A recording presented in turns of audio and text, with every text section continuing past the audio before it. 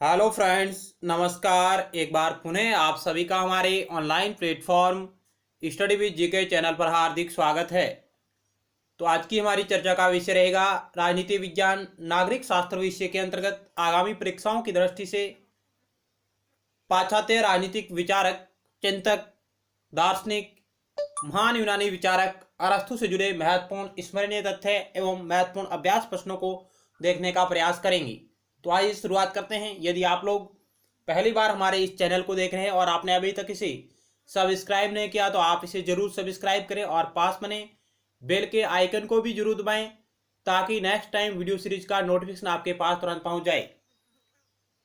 इसके अलावा आप हमारे YouTube channel study with GK की प्लेलिस्ट पर आ सकते हैं, जहां आपको राजनीति विज्ञान, नागरिक शास्त्र और लोक प्रशासन विषय पर आधारित अन्य और महत्वपूर्ण वीडियो लेक्चर आपको वहां पर देखने को मिलेंगे। अलग अलग प्लेलिस्टों के माध्यम से आप उन्हें भी जरूर देखिएगा, जो आपकी तैयारी में और सहायक होंगे। तो आइए शुरुआत करते हैं टू द पॉइंट आज की क्लास को।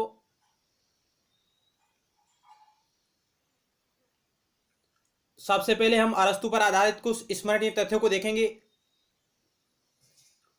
अरस्तु प्राचीन यूनानी राजनीतिक दार्शनिक हैं, जिन्हें प्राचीन राजनीति विज्ञान का पिता माना जाता है। अरस्तु का जन्म 384 ईसा पूर्व एथेंस स्थित स्टेगिरा नामक स्थान पर हुआ था। इनका जन्म जो यूनान का उपनिवेश था, यानी इनका जन्म एथेंस स्थित स्टेगिरा नामक स्थान पर हुआ जो यूनानी उपनिवेश था। अरस्तु के पिता निकोमाकस मेसोडोनिया के राजा एमिटास द्वितीय के राजवेद थे,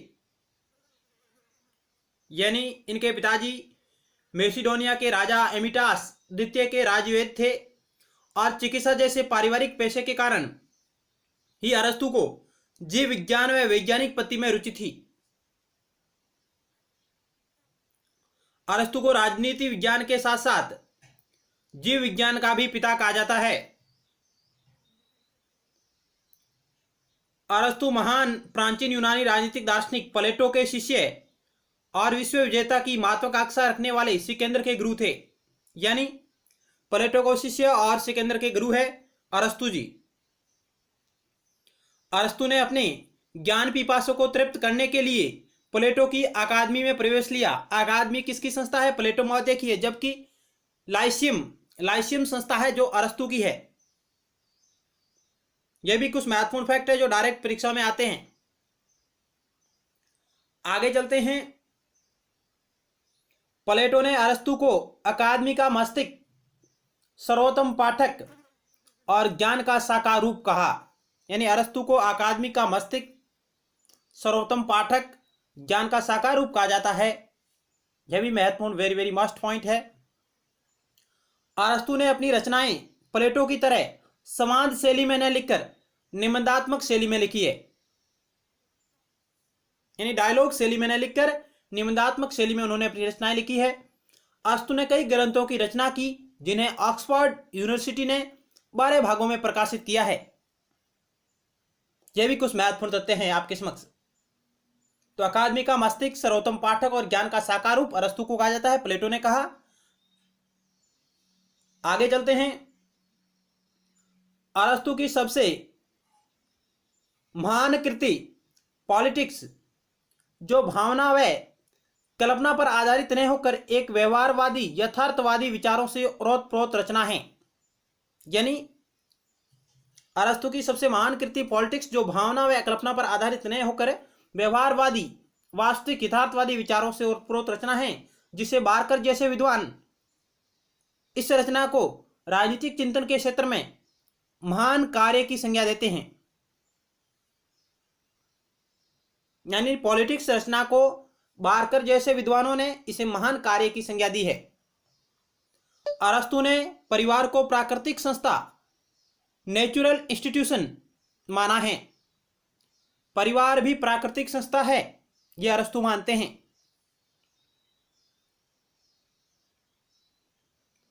अरस्तु का कथन है कि क्रांति का जन्म असमानता के बीच होता है। क्रांति का जन्म असमानता के बीच होता है। अरस्तु के अनुसार राज्य और सरकार अलग अलग नहीं होकर एक ही सिक्के के पहलू है। राज्य और सरकार अलग अलग नहीं होकर एक ही है, ये बात अरस्तु कहते हैं। अरस्तु के अनुसार कानून समस्त वासनाओं से मुक्त विवेक है। डायरेक्ट कथन आता है परीक्षा में, कानून समस्त वासनाओं से मुक्त विवेक है। यह कथन किसका है? अरस्तु जी का है। आगे चलते हैं। अरस्तु के अनुसार कानून ईश्वर तथा विवेक की पवित्र वाणी है। यह भी कई बार परीक्षाओं में आया हुआ सवाल है। किस विद्वान के अनुसार कानून ईश्वर तथा विवेक की पवित्र वाणी है? तो उत्तर होगा अरस्तु। कानून समस्त वासनाओं से मुक्त विवेक है, यह भी उत्तर होगा अरस्तु। अरस्तु ने कहा है राज्य के विधायन एवं कार्यपालिका संबंधी कार्यों में भाग लेने वाले नागरिक ही हैं। यानी अरस्तु कहा करते हैं कि राज्य के विधायन व कार्यपालिका संबंधी कार्यों में भाग लेने वाले जो व्यक्ति हैं वह केवल नागरिक ही हैं, यानी नागरिक ही इन कार्यों में भाग ले सकते हैं। अरस्तु के अनुसार शरीर से अलग होने पर भी दास स्वामी के शरीर का अंग है। दास को सबसे महत्वपूर्ण मानते हैं अरस्तु। शरीर से अलग होने पर भी दास स्वामी के शरीर के अंग है। बारकर का कहना है कि पूरे यूरोपीय राजनीतिक जगत की सबसे बड़ी देन संविधानवाद है, जो अरस्तु का ही उपहार है। संविधानवाद का जनक अरस्तु को कहा जाता है, और बारकर जैसे विद्वानों ने भी अरस्तु जी के बारे में कहा है कि पूरे यूरोपीय राजनीतिक जगत की सबसे बड़ी देन संविधानवाद है, जो अरस्तु का ही उपहार है। आगे चलते हैं। प्रोफेसर मैक्सी का कहना है कि अरस्तु प्रथम राजनीतिक वैज्ञानिक था। अरस्तु को प्रथम राजनीतिक वैज्ञानिक की संज्ञा किसने दी है? मैक्सी ने। बी फॉस्टर का मानना है कि अरस्तु सबसे महान प्लेटोवादी है। डायरेक्ट सवाल आते हैं। एक तरफ विचारक और दूसरी तरफ कथन रहेगा कि यह कथन किस विचारक का है। सुमेलित करने वाला भी सवाल आ सकता है और डायरेक्ट भी आ सकता है। तो अरस्तु प्रथम राजनीतिक वैज्ञानिक, मैक्सी, फॉस्टर, अरस्तु सबसे महान प्लेटोवादी हैं। और वर्गीस का कहना है कि अरस्तु का संविधान वर्गीकरण आध्यात्मिक है, संख्यावाचक नहीं है। अरस्तु का संविधान वर्गीकरण आध्यात्मिक है, संख्यावाचक नहीं है। यह बात वर्गीस के द्वारा कही गई है। आगे चलते हैं, कुछ और महत्वपूर्ण तथ्यों के जानने का प्रयास करते हैं।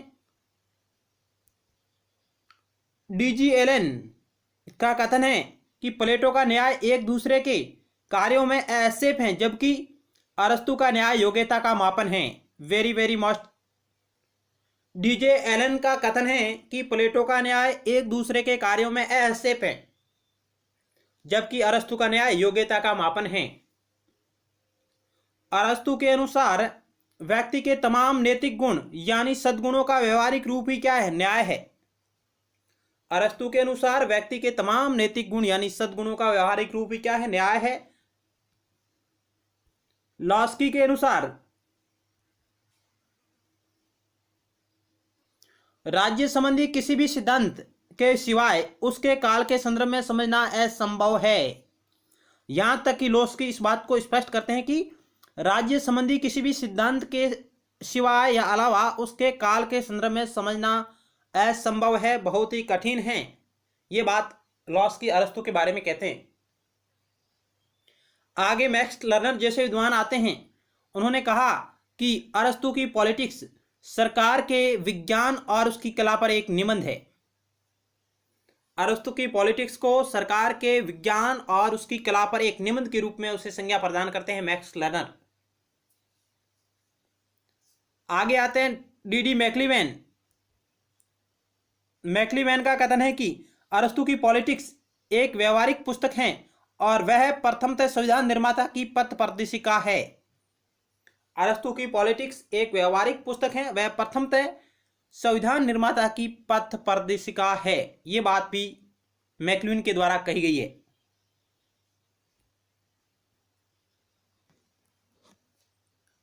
आगे नेक्स्ट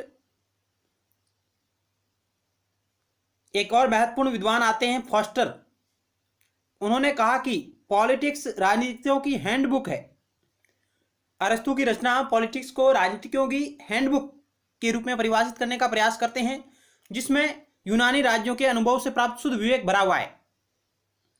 यानी फॉस्टर का एक और ऊपर कथन आया था, जिसमें उन्होंने कहा था कि अरस्तु सबसे महान प्लेटोवादी है, और यहां फॉस्टर कह रहे हैं कि पॉलिटिक्स राजनीतिकों की हैंडबुक है, जिसमें यूनानी राज्यों के अनुभव से प्राप्त शुद्ध विवेक भरा हुआ है। डायरेक्ट सवाल आएगा। तो ये कुछ महत्वपूर्ण कथन है। आगे चलते हैं। अरस्तु ने कहा कि राज्य व्यक्ति का पूर्वगामी है। राज्य व्यक्ति का पूर्व रूप है, पूर्वगामी है। जैसे कि संपूर्ण वस्तु अंगों से पहले आती है, अर्थात उसने राज्य के आंगिक सिद्धांत का प्रतिपादन किया। अरस्तु ने कहा कि राज्य व्यक्ति का पूर्वगामी है, जैसे कि संपूर्ण जो वस्तु अंगों से पहले आती है। जैसे कि मानव शरीर है जो मानव के अंगों से पूर्व है, उसी प्रकार राज्य व्यक्ति का पूर्वगामी है। अरस्तु के अनुसार राज्य ही समुदायों का सबसे उच्च रूप है और उसका ध्येय मनुष्य की सर्वोच्च भलाई है। राज्य ही समुदायों का सबसे उच्च रूप है और उसका ध्येय मनुष्य की सर्वोच्च भलाई है। यह कथन अरस्तु जी का है। आगे चलते हैं। अरस्तु ने लिखा है कि वह नगर सर्वोत्तम रूप से शासित है जिसमें आनंद प्राप्त करने के अधिकतम अवसर उपलब्ध हो। वह नगर सर्वोत्तम रूप से शासित है जिसमें आनंद प्राप्त करने के अधिकतम अवसर उपलब्ध हो। आगे अरस्तु ने प्रत्येक नागरिक को भिन्न भिन्न अवस्था में भिन्न भिन्न कार्य करने का निर्देश दिया। अरस्तु ने प्रत्येक नागरिक को भिन्न भिन्न अवस्था में भिन्न भिन्न कार्य करने का निर्देश दिया है। अरस्तु ने कहा कि आदर्श राज्य में नागरिकों की संख्या न तो बहुत अधिक और न ही बहुत कम होनी चाहिए। यानी अरस्तु जी कहते हैं कि आदर्श राज्य में नागरिकों की संख्या न तो बहुत अधिक होनी चाहिए, न ही बहुत कम होनी चाहिए, मध्यम होनी चाहिए। डायरेक्ट सवाल आया हुआ है। आगे चलते हैं। अरस्तु के अनुसार सर्वोत्तम सरकार वही है जिसमें मानव जीवन को सर्वोत्तम रूप से शासित करने की योग्यता हो। अरस्तु के अनुसार सर्वोत्तम सरकार वही है जिसमें मानव जीवन को सर्वोत्तम रूप से शासित करने की योग्यता होनी चाहिए। आगे अरस्तु के अनुसार वही राज्य सर्वोत्तम राज्य हैं जिसमें शासन सत्ता मध्यम वर्ग के हाथों में होती है। अरस्तु के अनुसार वही राज्य सर्वोत्तम राज्य हैं जिसमें शासन सत्ता मध्यम वर्ग के हाथों में होती है। आगे चलते हैं। सेबाइन के शब्दों में अरस्तु ने आदर्श राज्य के सिद्धांत का प्रतिपादन नहीं किया बल्कि राज्य के आदर्श गुणों का भी वर्णन किया है। सेबाइन अरस्तु के बारे में कहते हैं कि अरस्तु ने आदर्श राज्य के सिद्धांतों का प्रतिपादन केवल नहीं किया है बल्कि राज्य के आदर्श गुणों का भी उन्होंने वर्णन किया है। अरस्तु ने कहा कि शासन व्यवस्था में परिवर्तन का नाम ही क्या है? क्रांति है। शासन व्यवस्था में किसी भी प्रकार का परिवर्तन ही क्रांति है, अरस्तु का कथन है। आगे सर्वजनतंत्र का अर्थ है समस्त जनता के हित के लिए किया जाने वाला शासन, जिसे अरस्तु ने पॉलिटी कहा है। सर्वजनतंत्र रूल ऑफ मैनी का अर्थ है कि समस्त जनता के हित के लिए किया जाने वाला शासन है, जिसे अरस्तु पॉलिटी की संज्ञा देते हैं। आगे बर्गेस जैसे विद्वानों का कहा, उन्होंने कहा कि अरस्तु के शासन का वर्गीकरण वैज्ञानिक एवं ठोस है। बर्गेस कहते हैं कि अरस्तु के शासन का वर्गीकरण वैज्ञानिक और ठोस है। आगे बलनसली का कथन आता है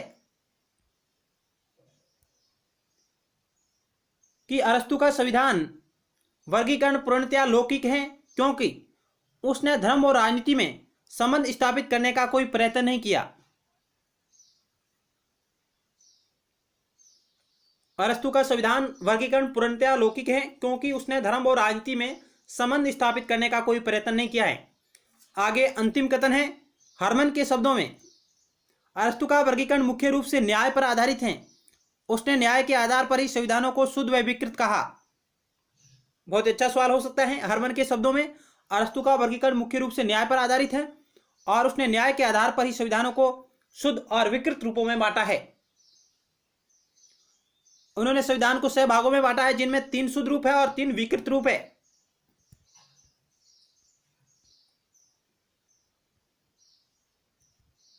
अरस्तु के शब्दों में स्त्री, पुरुष तथा स्वामी और दास के योग से जो समूह बनता है उसे परिवार कहते हैं।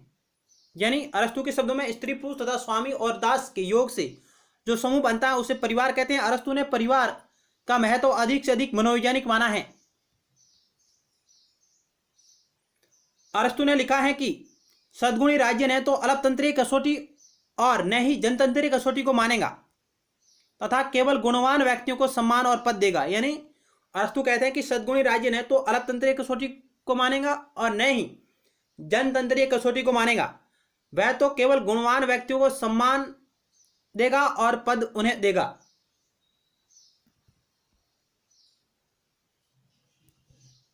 वह वस्तु जो संविधान को सबसे अधिक स्थायी बनाती है वह शासन के अनुकूल शिक्षा ग्रहण करती है। इस प्रकार के विचार भी अरस्तु जी द्वारा प्रतिपादित किए गए। आगे चलते हैं, अब कुछ अभ्यास प्रश्नों को देखते हैं। निम्नलिखित में से किसे राजनीति विज्ञान का जनक माना जाता है? बहुत ही इजी सवाल है, तो उत्तर होगा अरस्तु को। अगला सवाल, अरस्तु की अध्ययन पद्धति है तुलनात्मक, आगमनात्मक, ऐतिहासिक, ये सभी।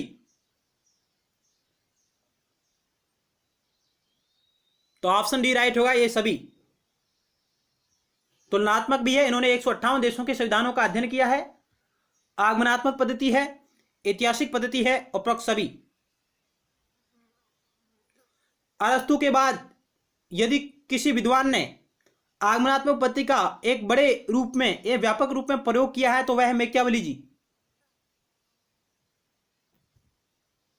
आगे चलते हैं, 3 नंबर सवाल, निम्नलिखित में से कौन सी पुस्तक अरस्तु द्वारा लिखित है? The Laws, the Politics, the Prince, the Republic. तो उत्तर होगा ऑप्शन बी, दी पॉलिटिक्स अरस्तु की पुस्तक है, जबकि दी लॉज प्लेटो की है, दी प्रिंस मैकियावेली की है और दी रिपब्लिक यह भी प्लेटो की है। अगला सवाल 4 नंबर आपकी स्क्रीन पर है, वितरणात्मक न्याय के अग्रणी प्रतिपादक कौन है? प्लेटो, अरस्तु, सुकरात, रॉल्स। तो उत्तर होगा ऑप्शन बी, अरस्तु को वितरणात्मक न्याय का अग्रणी प्रतिपादक माना जाता है। अगला सवाल, निम्नलिखित में से किस विचारक ने सर्वप्रथम संवैधानिक सरकार की अवधारणा को प्रस्तुत किया? प्लेटो, अरस्तु, बोंदा, मैकियावेली। सर्वप्रथम संवैधानिक सरकार की अवधारणा को प्रस्तुत करने वाले विद्वान हैं अरस्तु जी। ऑप्शन बी राइट होगा। अगला सवाल 6 नंबर है, निम्नलिखित में से किसका कथन है राज्य व्यक्ति से पहले है, राज्य व्यक्ति से पूर्व है? प्लेटो, अरस्तु, मैकाइवर और गॉर्नर। तो ऑप्शन बी राइट होगा। अरस्तु का कथन है कि राज्य व्यक्ति से पूर्व है, जबकि प्लेटो ने कहा कि राज्य व्यक्ति का भर्त रूप है। आगे चलते हैं, आगे नेक्स्ट 7 नंबर सवाल आपकी स्क्रीन पर है, अरस्तु की सर्वाधिक महत्वपूर्ण रचना पॉलिटिक्स को कितने भागों में विभाजित किया गया है? 8 भागों में, 10 भागों में, 11 भागों में, 12 भागों में। क्या होगा इस सवाल का राइट उत्तर? तो ऑप्शन ए राइट होगा, पॉलिटिक्स रचना को 8 भागों में बांटा गया है।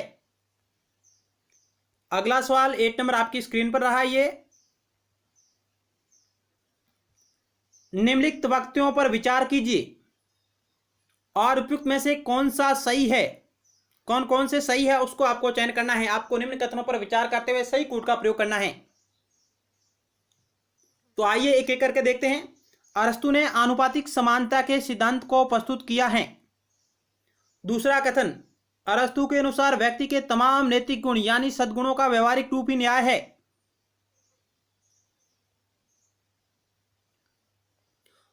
कथन तीसरा, अरस्तु ने वंशानुगत दासता का समर्थन किया। अरस्तु ने दासों, विदेशियों एवं स्त्रियों को नागरिकता प्रदान की। उपयुक्त में से कौन से सही है वो आपको चयन करना है। केवल पहला और तीसरा, पहला और चौथा, पहला और दूसरा, पहला दूसरा चौथा। क्या होगा इस सवाल का राइट उत्तर? आपको सही कथन का चयन करना है।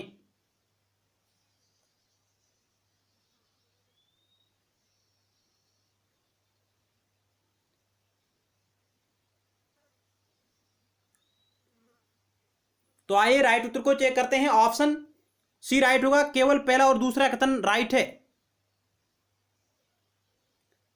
अरस्तु ने आनुपातिक समानता के सिद्धांत को प्रस्तुत किया, बिल्कुल राइट है। अरस्तु के अनुसार व्यक्ति के तमाम नैतिक गुण यानी सद्गुणों का व्यवहारिक रूप ही न्याय है, ये बात भी बिल्कुल राइट है।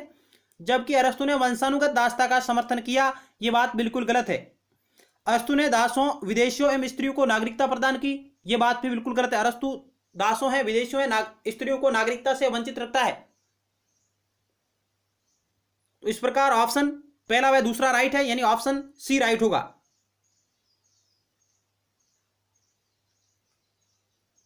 चलते हैं नेक्स्ट सवाल की ओर। 9 नंबर आपकी स्क्रीन पर रहा। अरस्तु को प्रथम राजनीतिक वैज्ञानिक घोषित किया।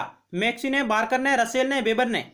तो ऑप्शन ए राइट होगा, प्रोफेसर मैक्सी ने अरस्तु को प्रथम राजनीतिक वैज्ञानिक कहा है। अगला सवाल 10 नंबर आपकी स्क्रीन पर है।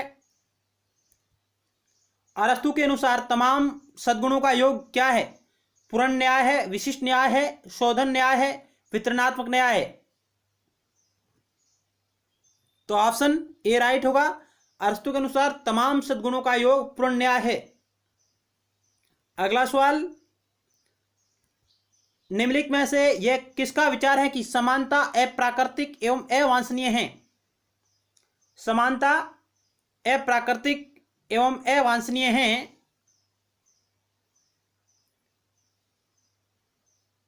प्लेटो, अरस्तु, लॉस्की, इनमें से कोई नहीं। तो ऑप्शन बी राइट होगा, अरस्तु का कथन है, ऑप्शन बी राइट होगा। अगला सवाल आपकी स्क्रीन पर रहा 12 नंबर।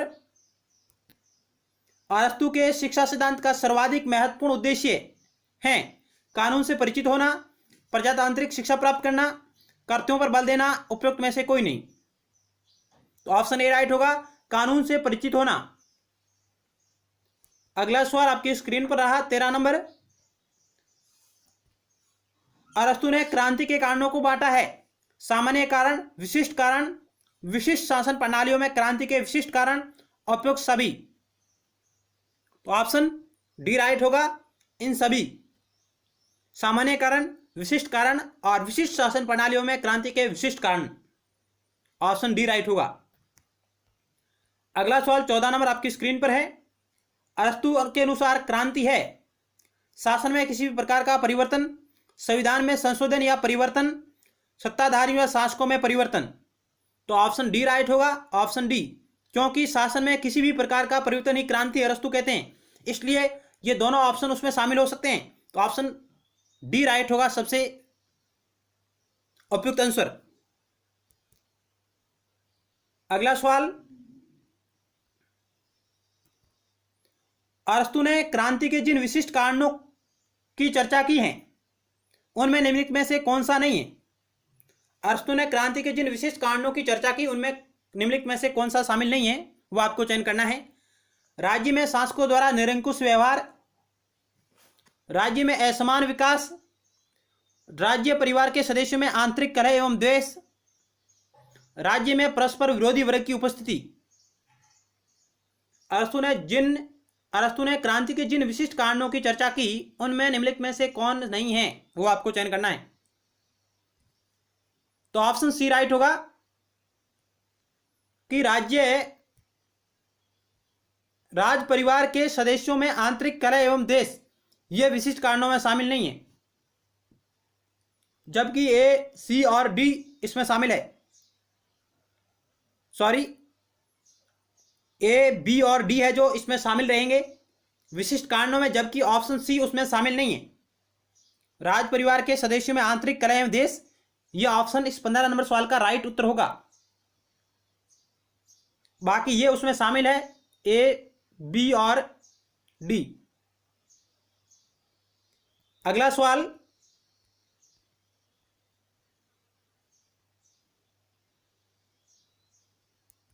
16 नंबर आपकी स्क्रीन पर रहा। निम्नलिखित वाक्यों पर विचार कीजिए। यहां आपको 4 कथन दिए गए और फिर आपको सही कथन का चयन करना है। तो आइए एक एक करके चेक करते हैं। अरस्तु के दासता संबंधी विचारों पर जातीय भेदभाव पर आधारित होने का आरोप लगाया जाता है। सही है या गलत, ये आपको चयन करना है। अरस्तु को एक रूढ़िवादी चिंतक माना जाता है।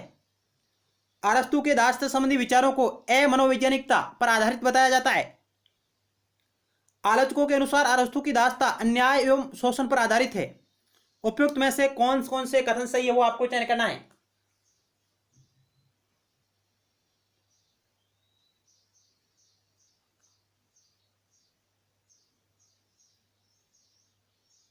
तो आइए राइट उत्तर को चेक करते हैं। ऑप्शन डी राइट होगा। ये सभी कथन बिल्कुल राइट है।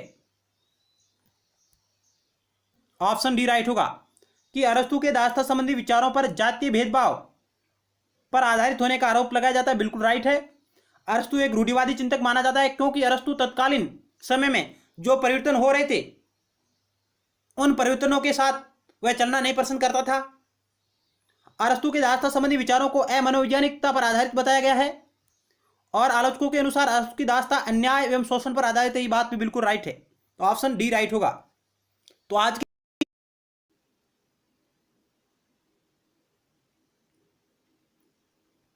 सवाल नंबर 1 क्या कह रहा है कि यह कथन किस विद्वान का है कि अरस्तु वहां से प्रारंभ करता है जहां से प्लेटो छोड़ देता है। बारकर, सेबाइन, सिंक्लेयर और मैक्सी। कि अरस्तु वहां से प्रारंभ करता है जहां से प्लेटो छोड़ देता है, यह प्रसिद्ध कथन किस विचारक का है। तो उत्तर होगा option C, Sinclair. Option Sinclair जिनका यह कथन है। अगला सवाल आपकी स्क्रीन पर रहा 2 नंबर। अरस्तु ने दासता पर विचार करते हुए उसके प्रकारों में शामिल किया है स्वाभाविक दासता, वैधानिक दासता, ये भी दोनों, इनमें से कोई नहीं। क्या होगा इस 2 नंबर सवाल का राइट उत्तर। तो ऑप्शन सी राइट होगा। ये भी दोनों राइट है। अरस्तु ने स्वाभाविक या प्राकृतिक दासता और वैधानिक दासता, इन 2 प्रकारों में दासता को बांटा है। 2 प्रकार बताए हैं। स्वाभाविक जिसे अपन प्राकृतिक दासता भी कह सकते हैं और वैधानिक दासता। इन 2 भागों में अरस्तु दासता को बांटता है। स्वाभाविक दासता जो जन्मजात होती है और वैधानिक दासता जो किसी युद्ध के दौरान या किन्हीं अन्य कारणों से किसी को जब बंदी बनाया जाता है। आगे चलते हैं। तो ऑप्शन सी राइट होगा इसका। प्लेटो का आदर्श राज्य, ऑप्शन ए व्यवहारिक व वैज्ञानिक है। ऑप्शन बी व्यवहारिक व अवैज्ञानिक है। ऑप्शन सी अव्यवहारिक व आदर्शवादी है। ऑप्शन डी व्यवहारिक व प्रजातांत्रिक है। क्या होगा इस 3 नंबर सवाल का राइट उत्तर। तो ऑप्शन सी राइट होगा। प्लेटो का आदर्श राज्य अव्यवहारिक व आदर्शवादी है। ऑप्शन सी राइट होगा। अगला सवाल आपकी स्क्रीन पर है 4 नंबर।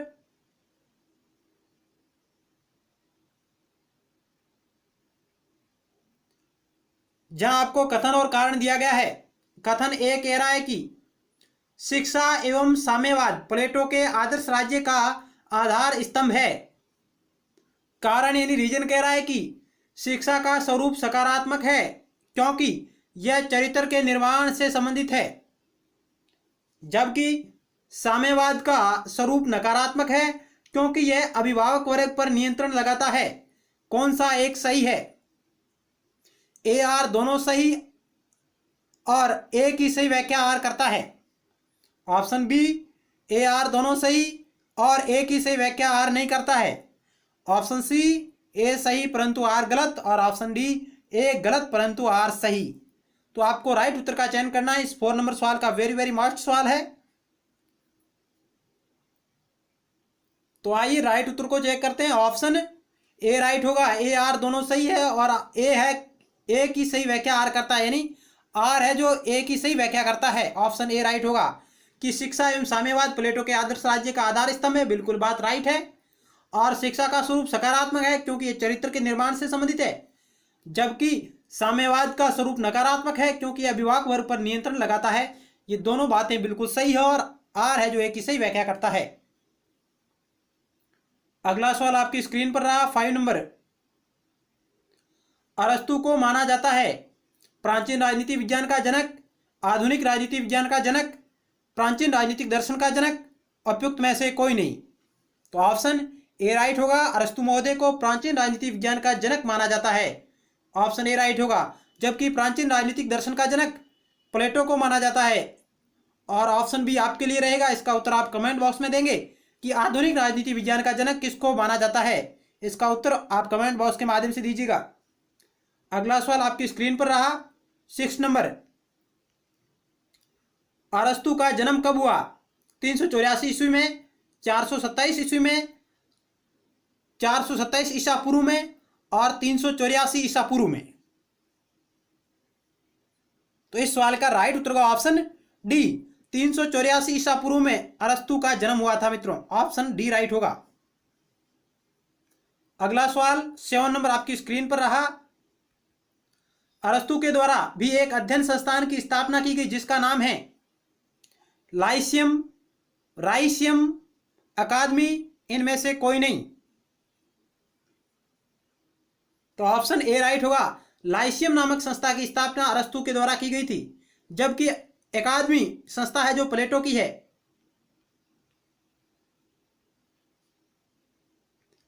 अगला सवाल आपकी स्क्रीन पर रहा 8 नंबर। अरस्तु के गुरु का नाम प्लेटो था परंतु उसके शिष्य का नाम क्या था? सिकंदर, सुकरात, मैकियावेली, इनमें से कोई नहीं। बहुत इजी सवाल है। ऑप्शन ए राइट होगा। सिकंदर यानी प्लेटो के गुरु, सॉरी अरस्तु के गुरु प्लेटो थे और अरस्तु का शिष्य सिकंदर है और प्लेटो का गुरु सुकरात था।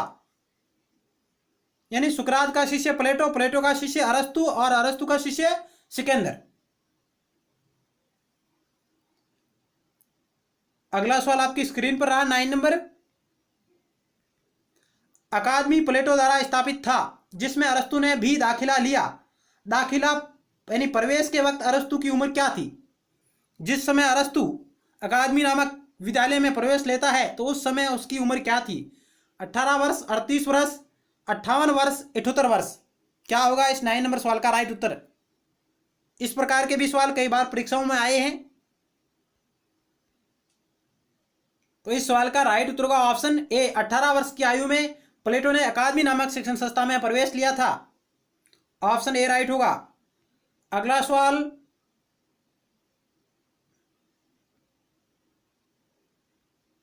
10 नंबर आपकी स्क्रीन पर है कि अरस्तु को सर्वोत्तम पाठक एवं ज्ञान का साकार रूप जैसे विशेषणों से किसने संबोधित किया? यानी अरस्तु को सर्वोत्तम पाठक, ज्ञान का साकार रूप अकादमी के लिए कहा गया था कि अकादमी का सर्वोत्तम पाठक है, अकादमी का ज्ञान का साकार रूप है। इन विशेषणों से किसने संबोधित किया? यूनान की जनता ने, मिस्र की जनता ने, सिकंदर महान ने, प्लेटो ने।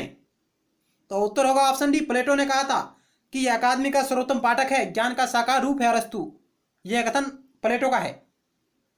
अरस्तु की नजर में कौन बर्बर लोग थे? यूरोपीय, एशियाई, अमेरिकन, अफ्रीकी। अरस्तु की नजरों में कौन बर्बर लोग थे? तो ऑप्शन बी राइट होगा। एशियाई लोग, जिन्हें वह बर्बर लोग कहता है। अगला सवाल आपकी स्क्रीन पर है 12 नंबर। अरस्तु की निम्नलिखित में से कौन सी रचना नहीं है? Politics, Republic, on the Saul, constitutions. तो ऑप्शन बी राइट होगा। रिपब्लिक रचना प्लेटो की है। ऑप्शन बी राइट होगा। अगला सवाल आपकी स्क्रीन पर है 13 नंबर।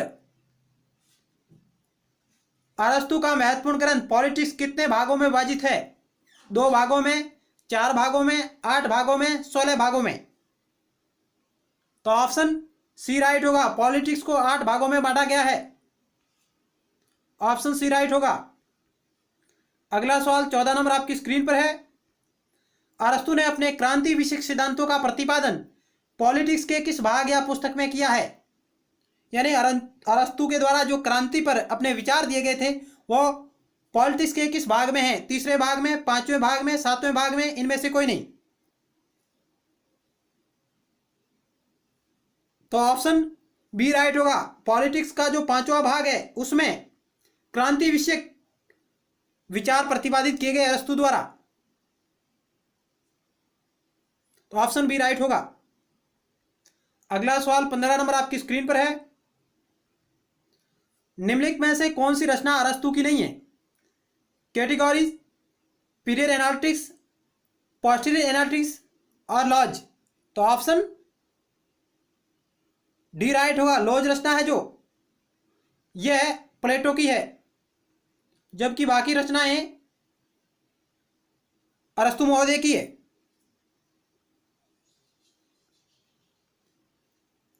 अगला सवाल 16 नंबर आपकी स्क्रीन पर है। अरस्तु को निम्नलिखित में से किस पद्धति का प्रतिपादक माना जाता है? आगमनात्मक पद्धति, निगमनात्मक पद्धति, ए और बी दोनों, और इनमें से कोई नहीं। 16 नंबर सवाल का क्या होगा उत्तर? राइट आप चयन कीजिएगा। इसके अलावा यदि आपने पार्ट 1 को नहीं देखा तो आप उसे भी जरूर देखिएगा, जिसका लिंक आपको इसी वीडियो सीरीज के नीचे डिस्क्रिप्शन बॉक्स में मिल जाएगा। तो ऑप्शन ए राइट होगा। आगमनात्मक पद्धति का प्रतिपादक माना जाता है अरस्तु को, और निगमनात्मक पद्धति का जो प्रतिपादक माना जाता है वो माना जाता है प्लेटो को। और निगमनात्मक पद्धति का और किसने प्रयोग किया? तो हॉब्स ने। और आगमनात्मक पद्धति का और प्रयोग किसने किया अरस्तु के बाद व्यापक रूप में? तो मैकियावेली ने किया था। अगला सवाल है 17 नंबर आपकी स्क्रीन पर रहा। आगमनात्मक पद्धति में विश्लेषण होता है विशेष से विशेष की ओर, सामान्य से विशेष की ओर, विशेष से सामान्य की ओर, और सामान्य से सामान्य की ओर। क्या होगा 17 नंबर सवाल का राइट उत्तर? तो ऑप्शन सी राइट होगा। विशेष से सामान्य की ओर चला जाता है आगमनात्मक पद्धति में, जबकि निगमनात्मक पद्धति में सामान्य से विशेष की ओर जाता है।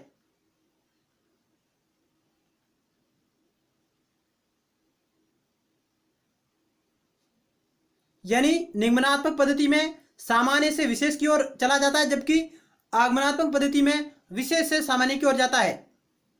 ऑप्शन सी राइट होगा इस सवाल का। अगला सवाल 18 नंबर आपकी स्क्रीन पर रहा। अरस्तु की नजर में राज्य और सरकार है अलग अलग, अस्पष्ट, दोनों एक ही है, इनमें से कोई नहीं। तो इस सवाल का राइट उत्तर होगा ऑप्शन बी, दोनों एक ही है। ऑप्शन बी बिल्कुल राइट है 100%। इनका क्रम चेंज वो रखा है ACBD। ऑप्शन बी राइट होगा। अगला सवाल 19 नंबर आपकी स्क्रीन पर रहा। अरस्तु दास प्रथा का समर्थन किया। अरस्तु ने दास प्रथा का समर्थन किया और कहा कि ऑप्शन ए यह अमानवीय व अप्रजातांत्रिक है। ऑप्शन बी यह अत्यावश्यक व लाभदायक है। अत्यावश्यक व लाभदायक है। ऑप्शन सी यह दासों के विरुद्ध अपराध है। यह अनावश्यक व हानिकारक है। यानी अरस्तु महोदय के दास प्रथा के बारे में क्या विचार थे? तो इस 19 नंबर सवाल का राइट उत्तर का ऑप्शन बी, यह अति आवश्यक है वह लाभदायक है। यह बात अरस्तु कहता है। अरस्तु ने दो प्रकार बताए दासता के। उन्होंने एक प्रकार बताया स्वाभाविक प्रकार, जिसे प्राकृतिक भी कह सकते हैं, कि जो अपने जन्म से ही दास हो, जो मंदबुद्धि का शिकार हो, जो कई प्रकार के कार्य नहीं कर सकता हो। और दूसरा उन्होंने बताया वैधानिक दास। वैधानिक दास वे दास होते हैं जो किसी युद्ध के दौरान बंदी बनाए जाते हैं। इस प्रकार अरस्तु दास प्रथा का समर्थन करते हुए उसके दो स्वरूपों के बारे में चर्चा करता है, दो प्रकारों के बारे में, और वह कहता है कि यह अत्यावश्यक है और लाभदायक है। ऑप्शन बी राइट होगा इस सवाल का। अगला सवाल आपकी स्क्रीन पर है।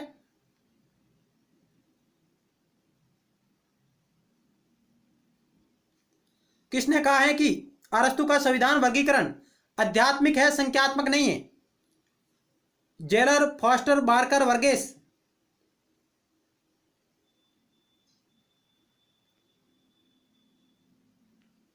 तो राइट उत्तर का ऑप्शन डी वर्गेस का यह कथन है।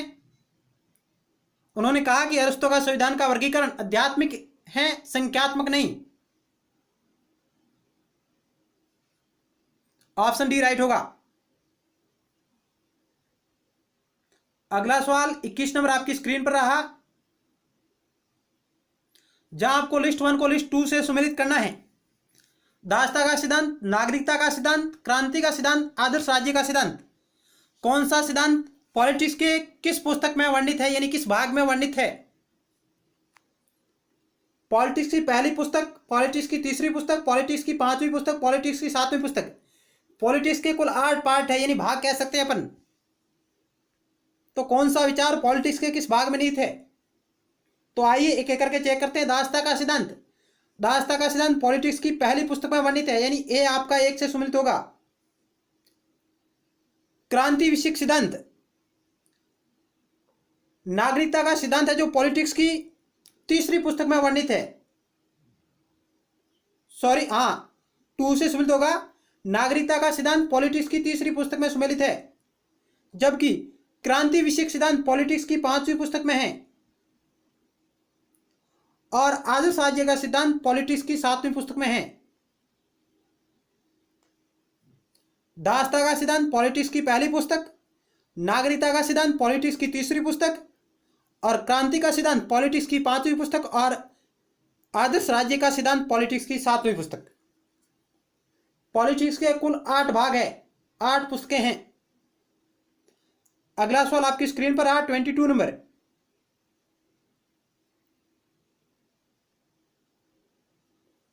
यहां भी कथन और कारण दिया गया है।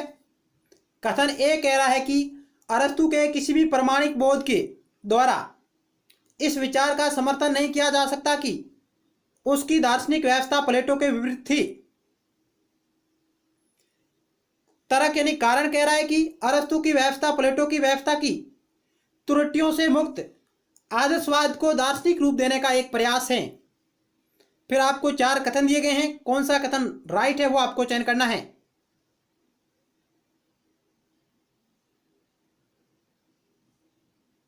ए, बी, सी और डी आपको यहां कथन दिए गए हैं। ऑप्शन डी है ये।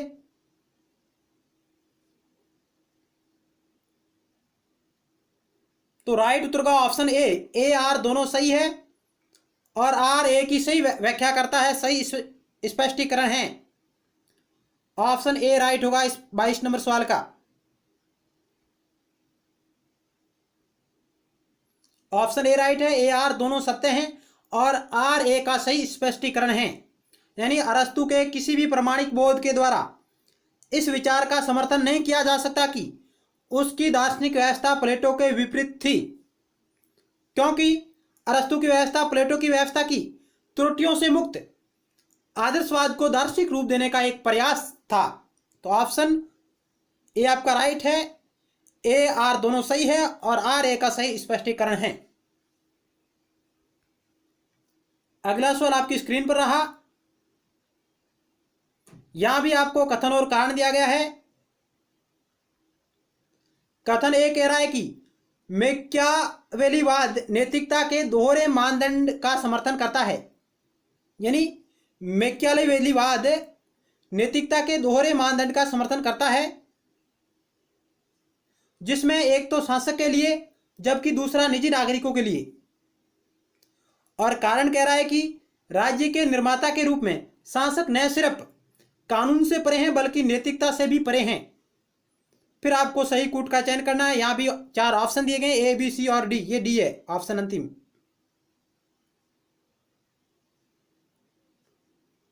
तो क्या होगा इस 23 नंबर सवाल का राइट उत्तर? आप चेक करिए राइट आंसर को।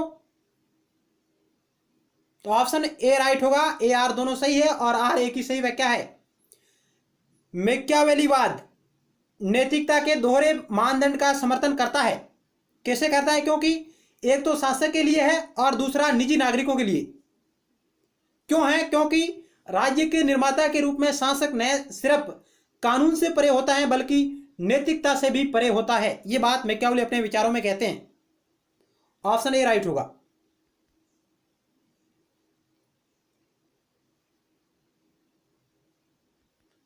अपनी विश्व विख्यात करती द प्रिंस में मैकियावेली ने नैतिकता के दोहरे मापदंडों का उल्लेख किया है, जिसमें शासक के लिए होने का तात्पर्य यह है कि परंपरागत नैतिकता में जो चीजें गुण मानी जाती हैं उसमें से कई वो अवगुण बताता है, जैसे कि हमेशा सत्य बोलना, करार निभाना आदि किसी राजा के लिए गुण नहीं है, नहीं हो सकते, ये मैकियावेली कहते हैं।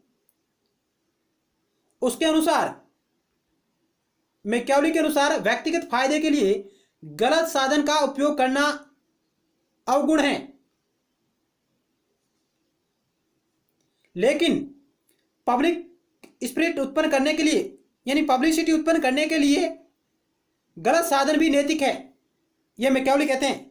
अर्थात राज्य के निर्माता के रूप में शासक न सिर्फ कानून से परे हैं बल्कि नैतिकता से भी परे हैं।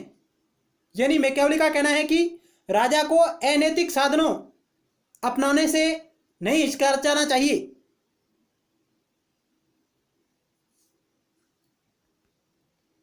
आगे चलते हैं। सवाल नंबर 24 नंबर आपकी स्क्रीन पर रहा। अरस्तु द्वारा किया गया संविधानों का वर्गीकरण इस पर आधारित है कि कौन शासन करता है और शासन से कौन लाभान्वित होता है। सत्ता में अनवरत बने रहने के उपाय, प्लेटो के द रिपब्लिक की मूल प्रतिपादन को स्वीकार करना, बहुसंख्यक का शासन सुनिश्चित करना। यानी अरस्तु द्वारा किया गया संविधानों का वर्गीकरण इस पर आधारित है कि कौन शासन करता है और शासन से कौन लाभान्वित होता है। ऑप्शन ए इस सवाल का राइट उत्तर होगा।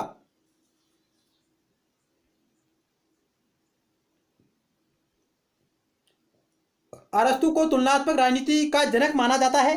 उसने अपने समय के लगभग 158 नगर राज्यों की शासन व्यवस्था का अध्ययन किया। अरस्तु द्वारा किया गया संविधानों का वर्गीकरण इस पर आधारित है कि कौन शासन करता है और कौन शासन से लाभान्वित होता है।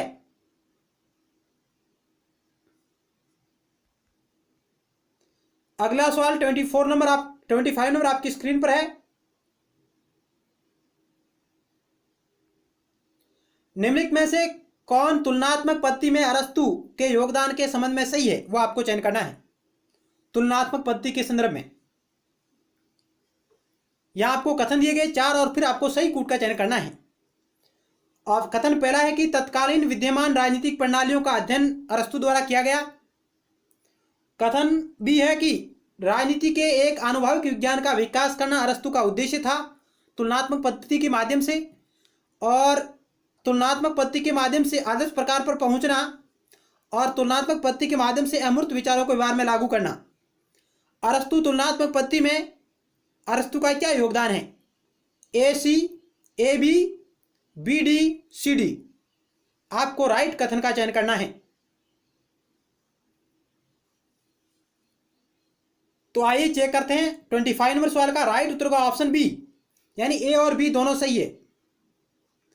ए और बी यानी तुलनात्मक पद्धति में अरस्तु के योगदान के संदर्भ में देखें तो वो ये चाहते थे कि तुलनात्मक विद्यमान राजनीतिक प्रणालियों का अध्ययन किया। उन्होंने तत्कालीन 158 नगर राज्यों की शासन प्रणालियों का अध्ययन किया और इन अध्ययन करने का कारण था उसका राजनीति के एक आनुभाविक विज्ञान का विकास करना।